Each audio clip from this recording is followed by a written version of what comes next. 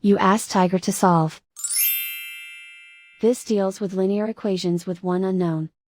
The final result is x equals 12. Let's solve it step by step. Simplify the expression. Multiply the fractions. Break up the fraction. Simplify the arithmetic. Find the greatest common factor of the numerator and denominator. Factor out and cancel the greatest common factor.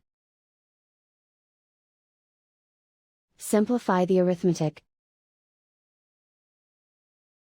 Group all x terms on the left side of the equation. Subtract 3x over 8 from both sides. Combine the fractions. Combine the numerators. Find the greatest common factor of the numerator and denominator. Factor out and cancel the greatest common factor. Group like terms. Combine the fractions.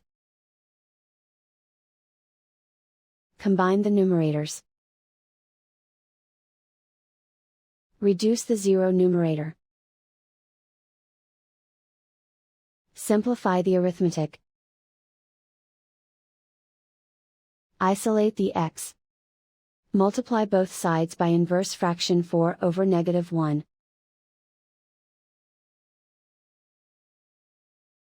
Group like terms. Multiply the coefficients. Simplify the arithmetic.